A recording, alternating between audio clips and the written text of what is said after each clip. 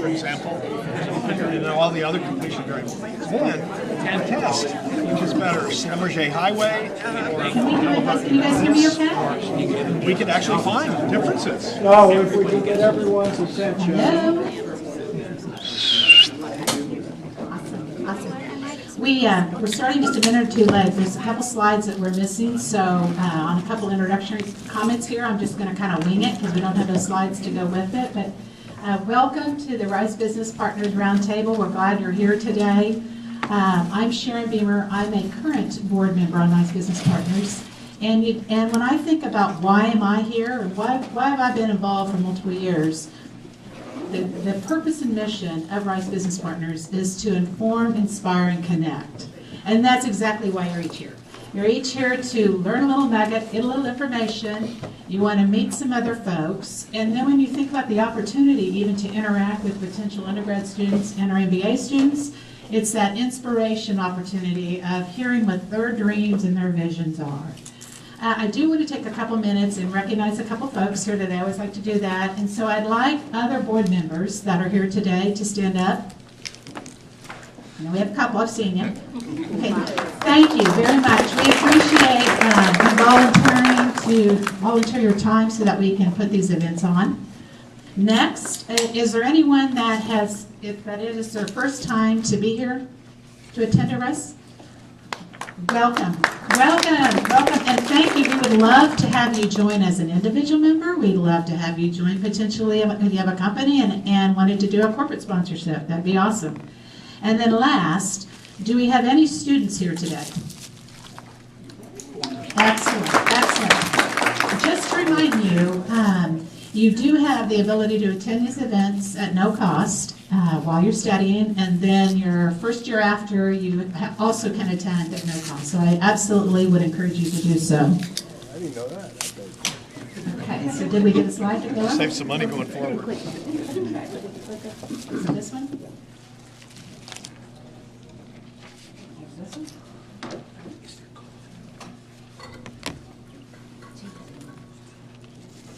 What we want to do is we want to acknowledge our sponsors. We have sponsors here that have been with us for numerous years. We have individual members that are here today, and some of our sponsors have been with us for a multitude of years. They've been with us as long as 20 years, and then as we said, we have some new members. Okay, there we go. Keep going. So you can see we have, as I mentioned, long-term, and then we have a lot of short-term members also. The format of today's presentation, we're going to, he's going to run through his presentation, and then we're going to do Q&A at the end, and we should be able to get you out of here by 1 o'clock sharp. We are going to record today, so please be mindful of your cell phone. If you want to check it real quick and see if you have that on silent, that would be awesome. I'm pleased today to introduce Professor Duane Windsor, the Lynette S. Autry Professor of Management in the area of Strategy and Environment. He's been with the Jones Graduate School since 1977. As Division Chair in 06 and 07, he received the Appreciation Award of Service for Social Issues and Management. He received the Sumner Marcus Award for Outstanding Service in 2009, which recognizes outstanding contributions of service and scholarship, serving as a Lifetime Achievement Award for individuals who have significantly shaped the study and practice of business, ethics, and society. He received the Distinguished Service Award from the International Association for Business Society in 2014 and was elected a Fellow of that organization in 2006. He served as the editor of Business and Society during 07 to 14 and then as the consulting editor through 2020. Professor Windsor received his BA in Political Science from Rice University and his AM and PhD in Political Economy and Government from Harvard University. So please join me in welcoming to the podium Professor Duane Windsor.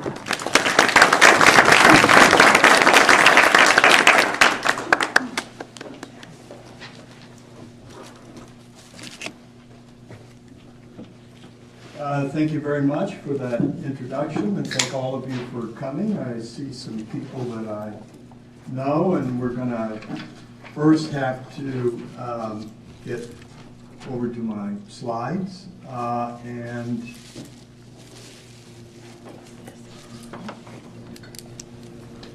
so if you'll bear with me 1 minute. Okay, so we're ready to go. And my approach is, if you have a question at any time, please get my attention and we'll sort of turn to discussion. But I want to start with a few general remarks that to do some setting. And I received a few questions in advance that had been registered. I'll try and address them as we go along. The idea for this presentation, as was suggested to me, is to talk about the problem of pressure under purpose, which has to do with thinking about ESG measurement and what I'll call problems of skepticism about both ESG and corporate credibility. So before I get started, I wanted to take note that this month is the 250th anniversary not only of the United States, but of The Wealth of Nations by Adam Smith, who had previously written another book as a moral philosopher called The Theory of Moral Sentiments.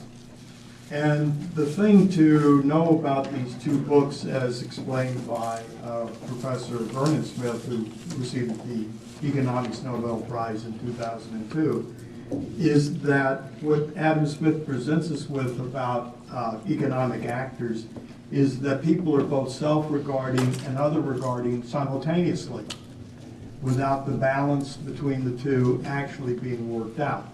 And what other regarding is about corporate social responsibility in a business setting. And the other thing that's embedded in Adam Smith is that although people are other regarding, they have limited moral judgment capabilities. So it's hard to make forward moral judgments as distinct from having sentiment. So with that as background, then let me tell you what's sort of going on for me. I'm interested in the general problem of how corporate social responsibility and ESG measurement are going to proceed in what I call a world on fire. What I teach here is an undergraduate course which is about business and society. MBA courses which are about corporate social responsibility, which is my principal research interest, and then MBA course which is leadership in a world on fire.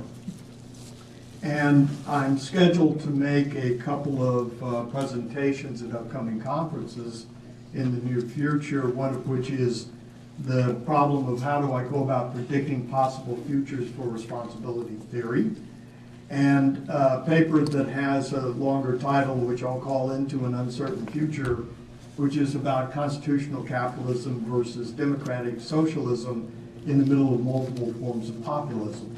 That is one of my current research interests. So it's like the world is going to be uncertain, and I have trouble predicting what's going to happen with corporate social responsibility in the future. That's what provokes my interest. So I just to give you an idea of the kinds of papers that I'm publishing and printing, I've thrown them up, but they're basically about what is going to be the impact of populism, what are we doing to define and reform capitalism, and what is corporate social responsibility. And I highlighted in blue a couple of papers that I published recently with two colleagues at other institutions for a particular reason. And this is the reason is on this slide. So the theme of what I'm going to talk about is my view that ESG and CSR are evolving in front of us from what used to be voluntary ideals. That is sort of what is the right way to go about things as a business, into forces that are going to become much more mandatory and are going to thereby be reshaping business strategy and accountability. And while I was preparing these slides, I had occasion to read yesterday a new paper being published in the journal that I used to edit by two faculty. It has a long title, but what the title amounts to is, to quote, CSR, which is my principal topic, is often criticized for being under-theorized, contested, and largely redundant. So whatever it is I've been doing is headed out, if this prediction is correct. And the reason I highlighted in blue two recent publications is that they're among the publications that are cited in this paper in support of the basic argument. So their concern is, and I'll show you more about this as we get going if we have time, is we don't have enough theory, everyone disagrees, and it no longer matters. So that's what's sort of going on with CSR. Okay, so for me that means the hope for the future may have to do with something about ESG, but I sort of thought I would start with a kind of mechanical understanding of what I think ESG is about. So environment, society, governance, measurement is about ultimately determining risk scores. So by risk score generally, and I'm quoting from a consultant who does this for simplicity, how do we measure exposure to long-term risks in these areas and what their potential financial impact is going to be? So I emphasize here that this is about the long-term and about the potential, meaning it's all about a high degree of uncertainty deep into the future, and it's very hard to do any of this measurement work that's worth very much. So leaving aside the theory and academic aspects of this, in the United States alone, there are at least 140 different rating agencies that do this stuff. It's a consulting field with an awful lot of competition. There's a list of the really well-regarded ones, but what it means is there are an awful lot of rating services, and the odds are that in any competitive landscape, whatever they do is not going to be the same thing. It's a competition for how they go about measuring and running businesses. But for me, in very simple terms, as a social scientist, what ESG involves is the construction of an index. This is a common problem in economics. We have indexes for CPI, gross domestic product, gross national product, all kinds of things are index problems. The nature of an index problem means that you have to identify the basic elements. You have to somehow weight the elements in a scoring system as you measure them, and then you have to combine them using the weights into an index. So basically, if my understanding is reasonably correct, in the US alone there are over 140 of these indexes, some of which are more dominant than others, but it's a problem in indexing. And the usual way of conceptualizing what's going on is sort of illustrated here in a table underneath the index, which I'm borrowing from the consulting site, is that if you're at an index of 100, you must be excellent. If you're an index of 0, you must be terrible. And in between, there's a split between good and average. Well, pick a midpoint, that's 50-50. So a similar index problem is how we do teaching evaluations around here. Teaching evaluations are on multiple dimensions, on either 5-point scores or 7-point scores, and they're an indexing problem unweighted. So there are no weights among the dimensions in order to get to the problem. And one either has high scores or low scores, or sometimes certain professors, sometimes their name ends with Windsor, have a split. If you really like me, if you really hate me. And it's impossible to do an index because there's no way of adding any of that stuff together. So we wind up reading a lot of stuff. Now, before I go forward, I had mentioned that I'd been sent some questions in advance that I thought this would be a good time to bring up the question and talk about them. So one question is, how are ESG and CSR impacting mid-sized and privately held businesses?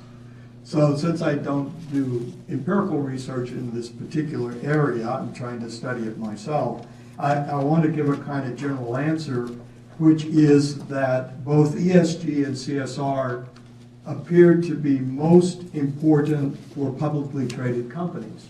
If you're a privately traded company, it's your choice. One of the things we know from prior research is that privately held companies have much more liberty to practice philanthropy, altruism, not work on Sundays, sort of do whatever they want to, because theoretically a privately held company is simply a household with a business license. It's not the same thing as a publicly traded firm. Publicly traded firms are a different problem because ESG is primarily aimed at providing information to investors and other kinds of rating services. And so the other part of this question is how does it impact mid-sized versus large cap firms? Again, I don't know the empirical question, but I can answer, but I can advance an obvious suggestion, which is if there's a minimum threshold cost for doing any of this stuff, the burden must be higher on the smaller company than on the larger company. It's that simple. And so that's going to be an undue distribution of the burden. A second question is, what will AI penetration do in affecting ES risk scores? And I would think that one can observe that this is a whole lot of data. Companies pour data in, someone does the analysis and the weighting, that this can be done by an AI unit that's properly trained. And there'll be an awful lot of improvement in AI. I had occasion to look up what they're doing in France because I have a French colleague who is studying their ESG rating agencies and know a little bit about it. And in fact, they are investing heavily in doing AI work in order to manage the volume of data. I would think that a possible problem of the future for companies that are engaged in ESG measurement is that what an AI unit can do is continuously remine the same data or rapidly mine the data as new stuff comes in. And there's a risk that AI mining would increase volatility. But that's a guess about what will happen in the future. A third question came in, which is given the political climate, as ESG reporting evolves, do you foresee any shifts in ESG nomenclature? And here I think the answer is yes, for two reasons. One, there's 140 or more companies competing with each other. Nomenclature will be one of the methods of competing. And two, a problem in ESG is that not only is it intended to improve company financial performance and try and improve sustainable development, but the other side of ESG is it also capital reallocation. And the capital reallocation is from subjectively determined social bads to social goods. In other words, translated to plain English, fossil fuels are bad, and therefore you ought to allocate capital away from them.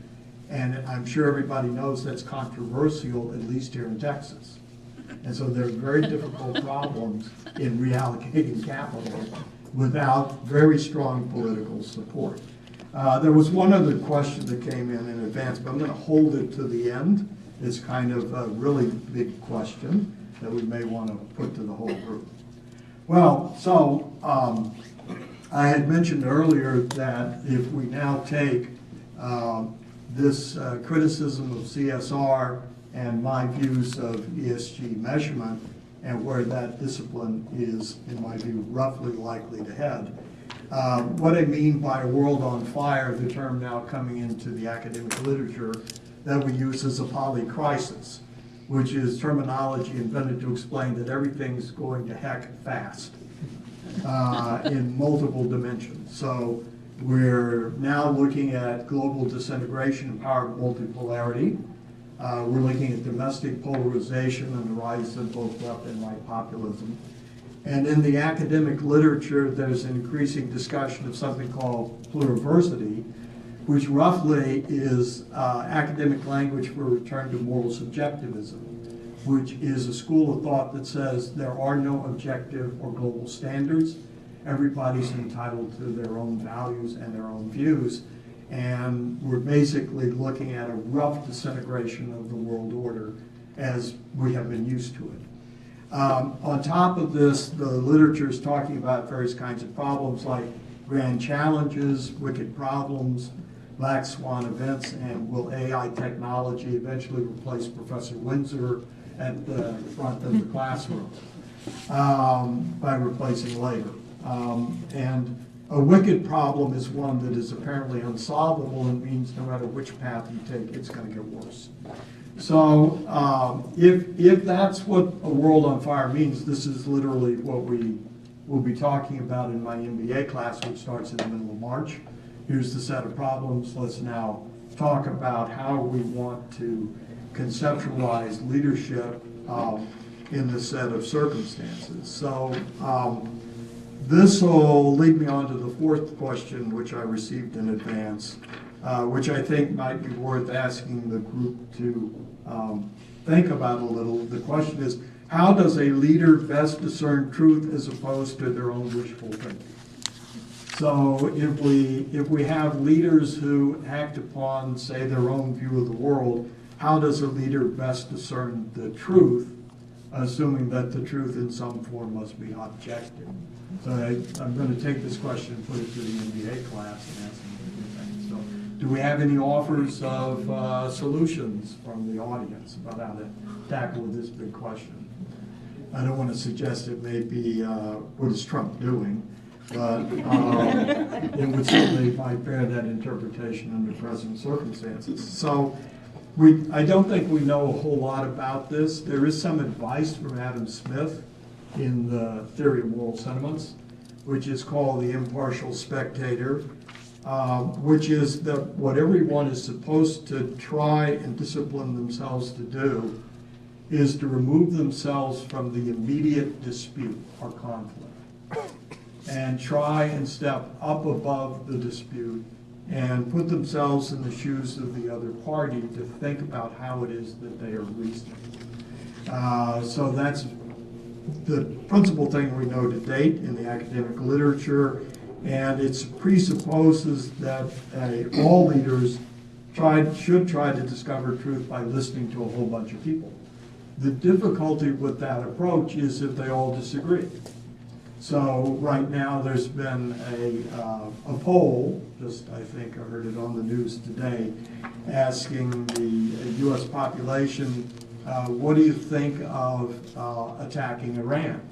And if I understood the poll correctly, it's 50% yes and 50% no. And if you asked a second question, which is, do you think Iran is dangerous? The answer is 75%. So there's fairly general understanding that Iran must be dangerous in some form. We'll leave aside the details, but there's no agreement on what to do. So there are two different levels of trying to reason through the problem. Okay, is any other volunteers to offer an answer before we go forward? All right, if not, then let me go up. Hey, I think we had somebody here raising their hand. I was going to suggest data. Huh? I was going to suggest data could help. So, Find truth. Go ahead. So data would be useful information. That's what we're doing in ESG. Then I come across with a problem that was put down in print in a book by Colin Powell, who had been chief of staff in wartime, that you never want to act without 40% of the information you need, whether it's data or more general information. You shouldn't act on thin information. And you can't wait for more than 70% because it'll never show up and you'll never act. So somewhere in between 40 and 70 is the decision point. So without trying to stimulate a disagreement, if 75% of the population thinks that Iran is a problem, it's because they're trying to build nuclear weapons and they have all kinds of missile facilities. Yes? Shouldn't you walk this question further back when you're talking about world leaders and think about good actors, bad actors, and like their worldview and perspective? Because you're presupposing that if they have the truth, that they're going to make like global good actions. Right. But we're watching what's happened over the last 30 years, and we just know that's not the case. So you could have all the information you need for a good leader to make a sound decision, and a bad leader makes a bad decision. So we actually have two pieces of the problem, which is the data and the actor. The data we might be able to control, the actor I cannot. So you have to make your own judgment. What do you think and why do you think? Yes, ma'am. I'd be interested, as a professor, some of the tools of economics that you use and the tools of political economy to kind of suss out spurious correlations. And I'll give just, there's a story about a czar. There's a story about a czar who looks at all of his provinces and he says, we have a disease problem. And he looks for relationships between disease and what's going on. He figures out that provinces that have a lot of doctors, the highest concentration of doctors, have the most disease. So what does he do? He shoots the doctors. I think the same could be said, as we gather lots of information and data, how do we make sure that we're not shooting doctors who are trying to solve disease? Right, What so needs I to be take in the nature of the question, but I don't know quite the answer, because my colleague, Professor Batzel, is a data specialist, and if we have data, we can do certain things with it. I said, you'll never have enough data, but you have to have enough data sufficient to make the decision, but you'll never have perfect data.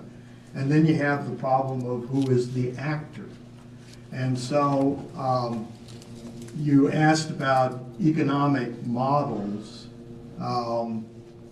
Mises, who was an Austrian economist of the 30s and 40s, Mises and Hayek are famous for building what's called Austrian economics.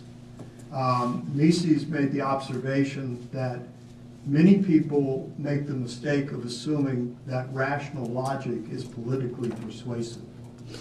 So this goes to the problem that is introduced. You could have all the data in the world, and if you have a bad actor, whatever that means, the data will wind up being meaningless. So what you want, presumably, is a causal prediction model that is highly reliable and will tell you what you ought to do. And you could have that model, which is not used for making these decisions, and still come up with a bad decision depending upon who the actor is. So you'll sort of, what we do in the MBA course, World on Fire, is try and talk about these issues, and then what do you think?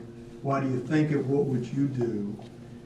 So for example, I know, so for what I have to do, which is not data, but is conceptual, I know that I roughly should think about the current decision with respect to Iran in comparison to an alternative decision problem decades ago, which is whether the United States should attack North Korea.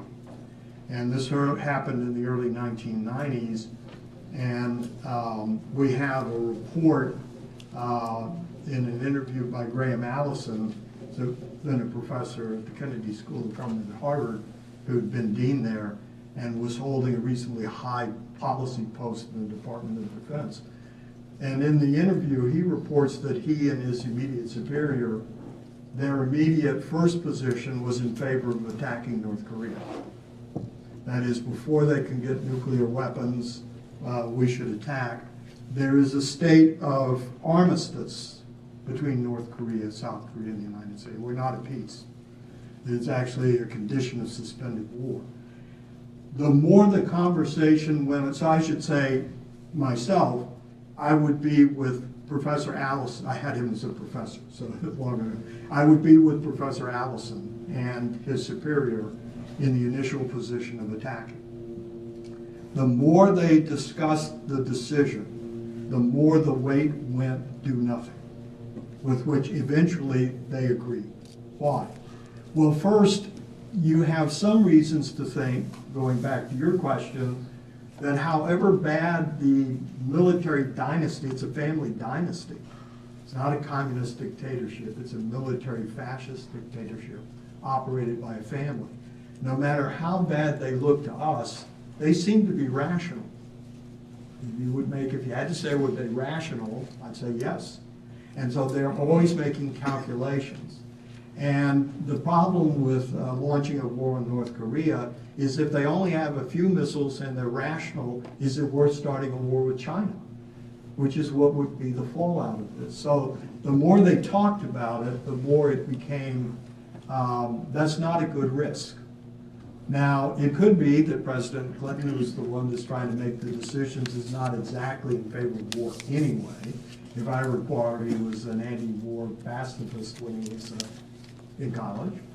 It could be that, but it's more likely that this is a reasonable, rational analysis. Now, is the situation in Iran the same? Well, I had a long discussion of this with another colleague at a different university a few years ago. His view was that the regime in Tehran is rational. That is, that if they're listening to Allah, Allah is rational, and they will listen to rationality, and what they're doing is building defensive weapons only. That's the best case for not doing anything. The case for proceeding is that if they get nuclear weapons, the odds of them using them become extremely high. Even if that's not high, if they build large numbers of missiles and drones, no one can do anything about the situation. That's the risk problem. So I would not characterize these decisions as risk. I can't weigh it as risk. It's uncertain. So the decision makers are either convinced that there's an existential threat or they're not. So that's decision making. Now, whether or not any economically rational models will work for influencing a decision maker's understanding, I think is very difficult to say. So if you take tariff policy, so I studied both economics and political science. My economic side says I hate tariffs, and tariffs are a really bad idea. And if you look at any data analysis, the data is always imports will be depressed, prices will rise, exports will be depressed. There's plenty of historical data to suggest that. But particularly it's designed as a revenue device, as the Supreme Court recognizes. It's a bad revenue device, and it's not authorized by Congress. It's not an unreasonable posture for the Supreme Court. Now, my political science side says, well, now what's wrong with this model? Well, what's wrong is it's a model that works where everyone's a peaceful democratic society who wants to trade. How do you make that work in a world that's full of dictators with nuclear weapons? Is it the same decision problem? Now, leaving aside whether the Trump administration is right or wrong, I think some of their reasoning might be characterized as weak on particular policy elements that everyone can decide for themselves. The political argument has to do with a whole bunch of problems, which is, does NATO need to be mobilized to prepare for war with Russia? Do you need to try and recover manufacturing capacity here? I don't know if they can even do it. So the political theory is a lot more complicated than the economic theory. Well, I'm supposed to decide that between the two sides. Yes? I don't know how to phrase this question the best way, but you're going from CSR to ESG. You're doing business and society. You're doing grand challenges and the impossible problems. But balancing the equation, because you're talking about corporations, politics, actors, economic models, shouldn't we be thinking about how do we uplift like the common good? Like if we can, there's 8 billion people on the planet, and if we can go to local communities and start addressing the impossible problems, which is energy, water, food, industry, education crisis, and look at it from like a 50-year, is that reasonable? Like, Can I go back over to my slides to address your question? Okay, so that's kind of well timed in the sense that that's where I'm heading. So good time to put in the question with a little background. So let me go back for a minute to corporate social responsibility, which has a very old history. This is not something that was invented recently. It goes back at least to Andrew Carnegie in an essay he wrote, The Gospel of Wealth, which is, if I'm wealthy, what should I do with it? The answer is give it away. We'll leave aside how he got it. But I should give it away. It's still a modern movement for billionaires. And Wallace Dunham, who was a lawyer, was dean of the Harvard Business School for a very long period before World War II. And in the Harvard Business Review, he published 2 very interesting essays, which are called The Social Significance of Business and What is Business Ethics. So I'm going to work my way in your direction, I hope, by surrounding voluntary CSR, because it historically is voluntary. You sort of choose. A privately held company has greater freedom of choice to practice corporate social responsibility than does a publicly traded corporation, depending on our definition. And so what I think is going to be going on in my future as a scholar and teacher is not only are we going to be dealing with a whole bunch of poly-crises problems, these aren't going away, but that ESG ultimately is impact investing that should be aiming at sustainable development. That is, what are they going to accomplish? What we have so far is primarily measurement of what is good for the firm. The missing link thus far in our data set is how well does this translate forward to sustainable development. I'll try to work my way that way. I also think that given the poly crisis, CSR is going to begin moving in a more mandatory direction. Now, the U.S. will be the last mover, obviously, on this, but the European Union itself is adopting all kinds of regulatory policies. There's an international anti-corruption treaty. There's a global tax on business that is going into effect, with the United States being exempted. So a decision you can make for yourself is, would you like to remove the exemption when the next administration arrives? Or would you like to stay exempted from the global tax? You get a moral choice coming up. That's because we're now exempt. It's not in place. And you could freely choose to put it in place if you want to. What are the arguments for and against?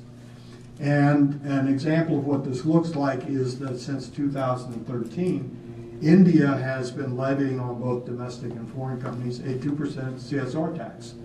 Given certain criteria, you pay 2% of your profits, whatever measure they use, led to the Indian Treasury technically. It's not the only country. A couple of other countries are experimenting with those devices. And Nigeria, which is a big oil supplier, has been debating for years putting in a 3% tax. They just haven't come around to agreeing that they should do that. The interesting variation in India is that although the money is owed, you never send it to the Treasury. Rather, the companies are delegated to distribute the funds to approved projects. So I'm sorry, you now had a question. Go ahead. That was actually in line with it, which is where is the tax going? So the money does not go to the Indian Treasury. They did a really interesting experiment from the point of view of a social scientist, which is the money stays with the company, and you decide how to allocate it from an approved list. So you can't do anything you want to, but there's a widely approved list. The reason for this variation in India is to dig back into the history of Indian business. Before this tax was ever thought of, there were major Indian companies that were extremely philanthropic, like the Tata brothers. So there's a long history of philanthropy to help alleviate poverty and other problems in India. And whatever the political procedures were behind the scenes, the decision was made to leave that in the hands of the companies with an approved list so far. Now, let's grab some data and we could do some experiments on this from the field.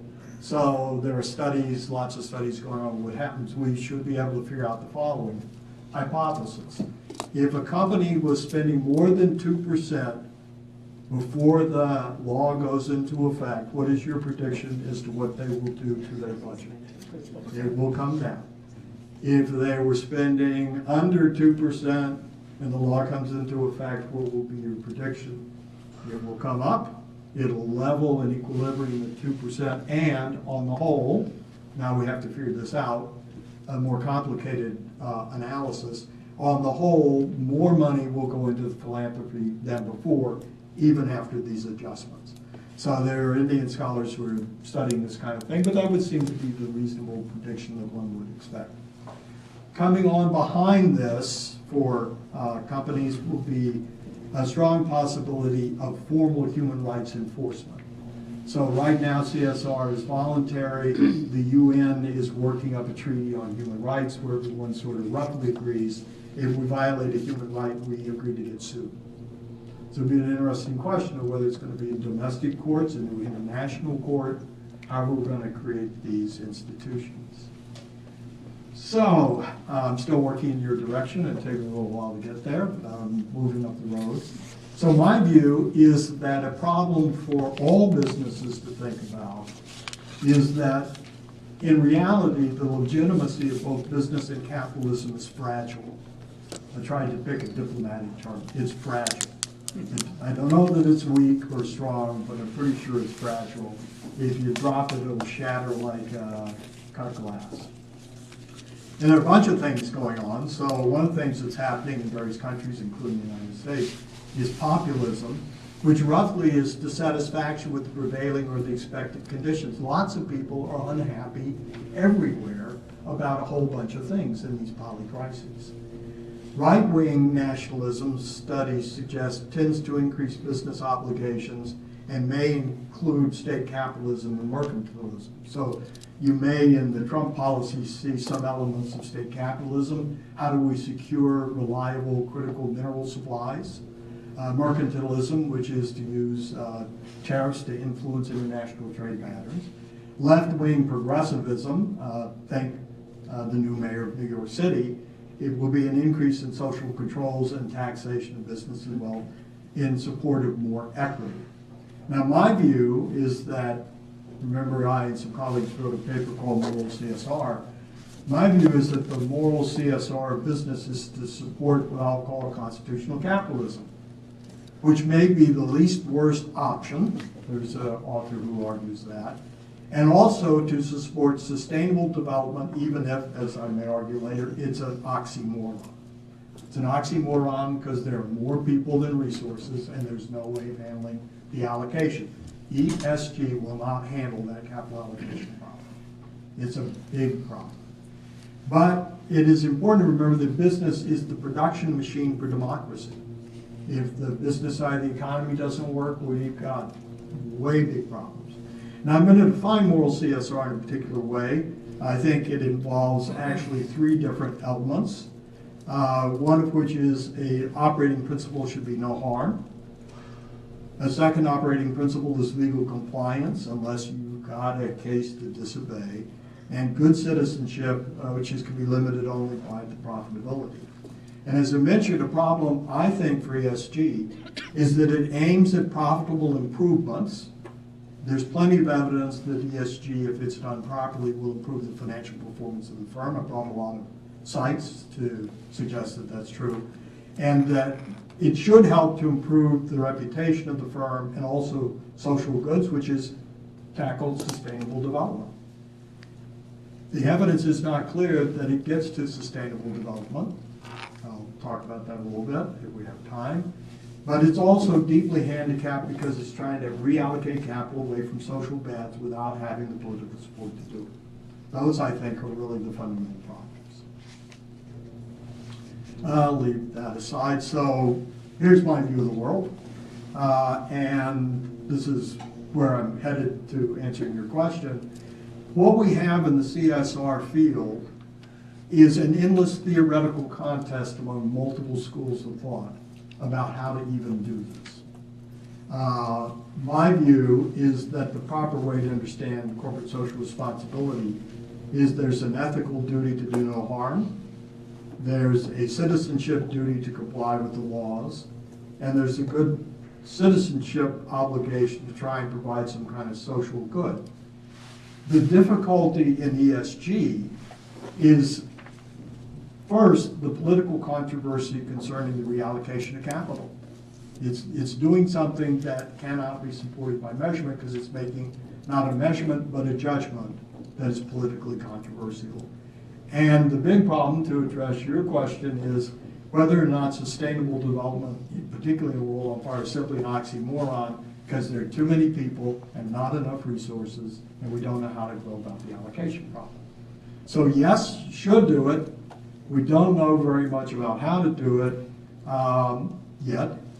And I'm drawing my view of how to define harm and citizenship and good citizenship directly out of Adam Smith, which is in the theory of moral sentiments, which is roughly a citizen should respect the laws, and a good citizen is someone who wants to promote the welfare of everybody. The practical problems is how to go about it and whether or not ESG is going to be the tool that will get us there given the problems, particularly if we set the world on fire, which is what I think is going on. Okay, so I think I'll stop there with the formal remarks, and let's take some more questions. So let's see if you're happy yet, or... A very curious question, Yes. because you have the opinion that we're short resources. Yes. I'm not of that opinion. Well, that is... So how did you Yeah. So how did you arrive at the we're short resources? So now we have to talk through the technicalities of every one of these. So one way of thinking about it is if we wanted to raise everyone up to the level of our consumption standard. There's a study of that. And the answer is they estimate it will take about 5 planets, which we haven't got. If you adjust the standard down to a lower level, then it's conceivable that we may only need 1.5 or 2 planets. Whatever these estimates have got an error term that's like that. So it's possible, but then are we required to lower our consumption standards in order to address some problems like emissions, and how are you going to convince anyone to give up what they've got? So we can do an estimate. I wrote a previous paper, didn't cite it here, that is about the difference between institutional and technological solutions to the problem.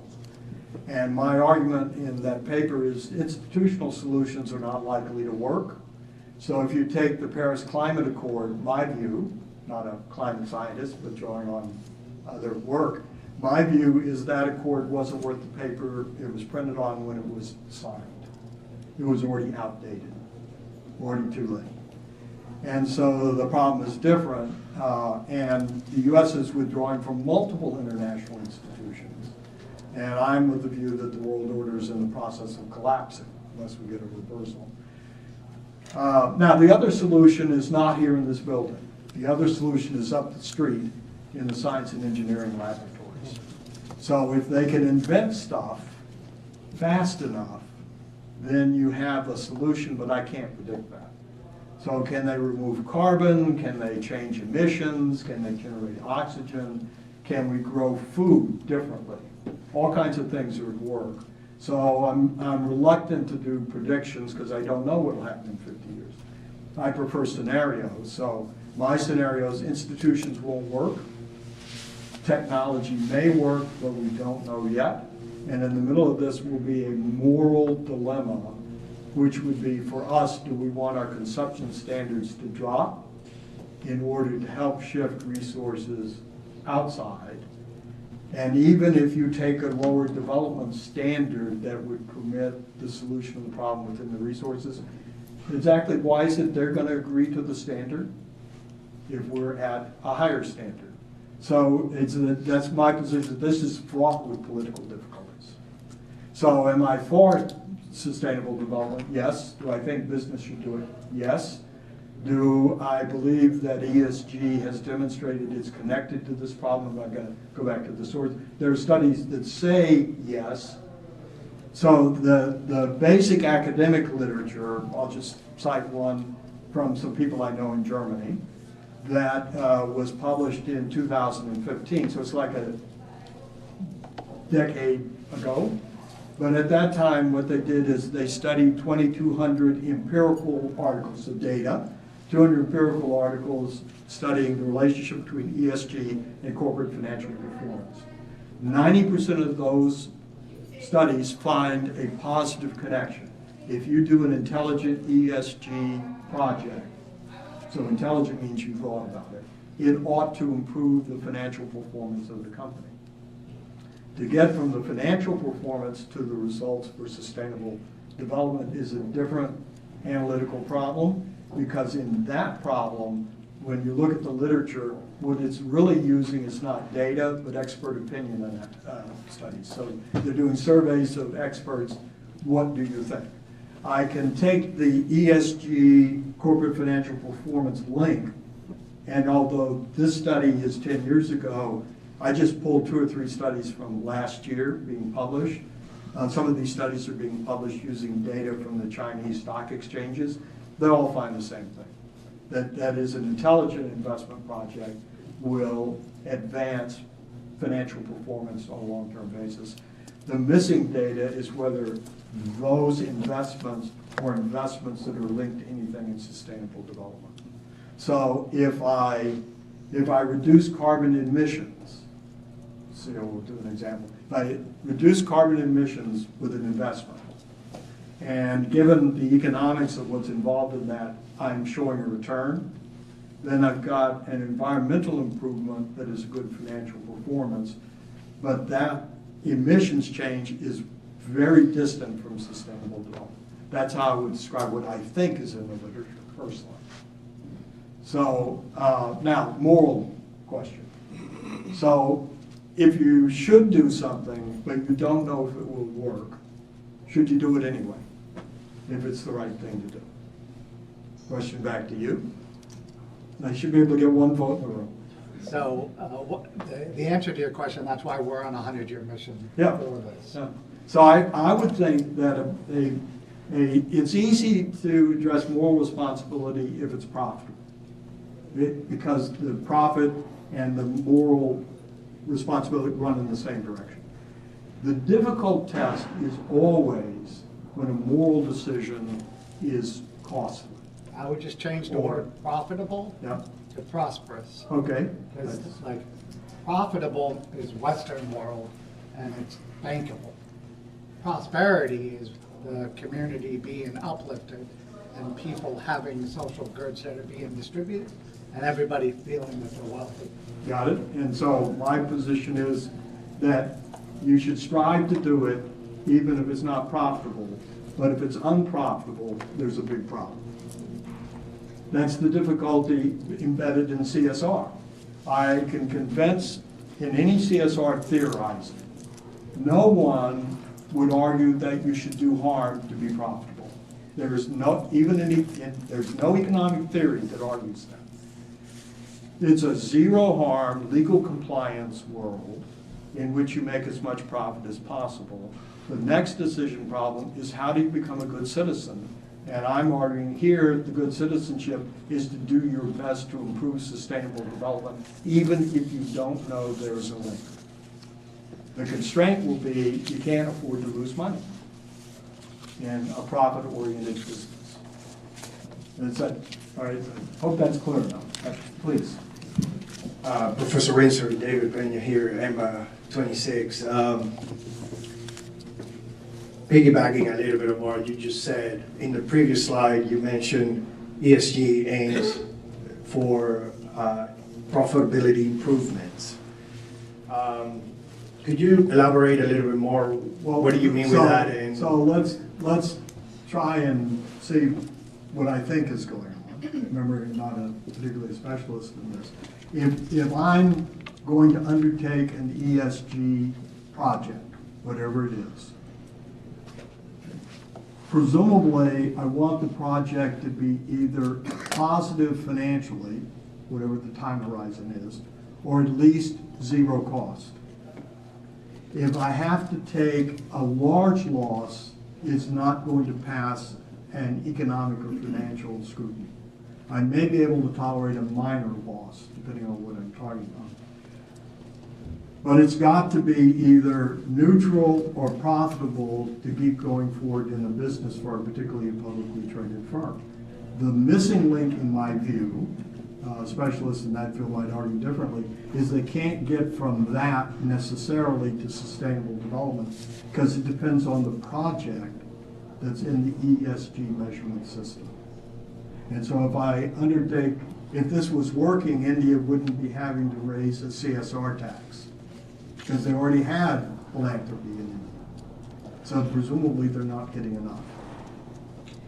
Yes, ma'am. Yes, my name is Patty. I can provide an example. A lot of my work used to be in the nonprofit sector, so domestically, that's where we consider a lot of our philanthropy goes from ESG. Right, so an example of profitability would be, let's say Shell. They might invest in nonprofits who can translate students to their pipeline. Right? So they'll invest in college access nonprofits because there's an immediate and a shorter term return because you can build a farm, you can build a pipeline, right? So you give them early access in high school. The nonprofits usually serve in high school. Give them access to the corporation, exposure, train them, get them excited. When they get to college, they go to internships, and then they're sort of rightful path is to contribute more financially than the initial investment. That's just like one example of a structure of like the investment socially is great, but it has to pay dividends immediately to the corporation. That's just one example. Pina, thank you. I'm sorry, what's your first name? David. David, sorry. I said your last name, but that's just like one example of how that. There is a Shell auditorium right across. Sorry, just a hypothetical. not naming it, but that's one way you can think about like it's strategic. It can have social good because it can support college students entering the workforce, especially if they come from low-income backgrounds. So it can have a multiplier effect, but it is primarily to invest in the social good with an immediate return for corporate pipelines. And so I'm saying when you take ESG and it's got multiple dimensions, remember that under each dimension is in effect an investment project.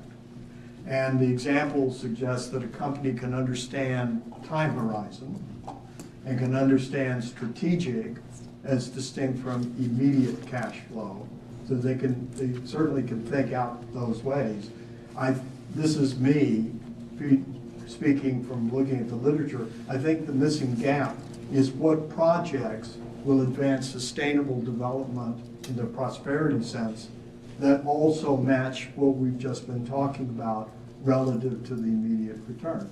So there must be companies that set their strategy according to sustainable development purposes, and they're out doing that. But it isn't strictly clear what Shell or Exxon, for example, should do in Nigeria for local community development. And the government there has still not really set a policy to collect the tax, because what they're trying to weigh is the immediate flow from the tax versus the overall economic development effect. And we have no real way of working that out. So until that's worked out, some companies will move in the prosperity direction because it fits their strategy.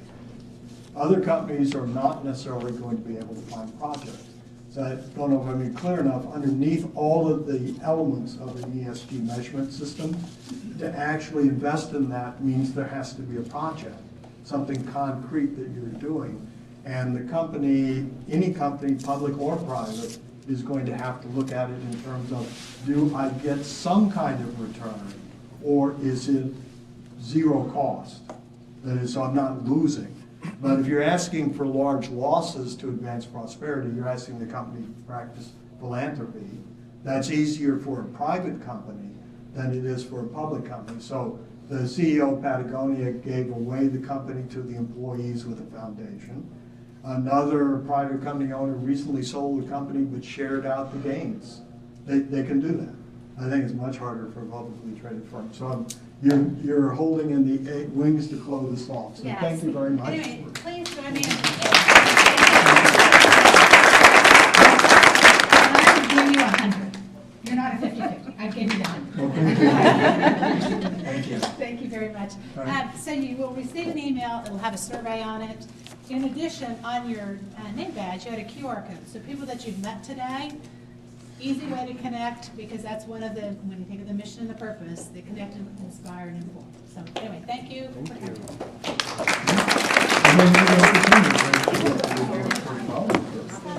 Situation. Board members come up. Get them up at work.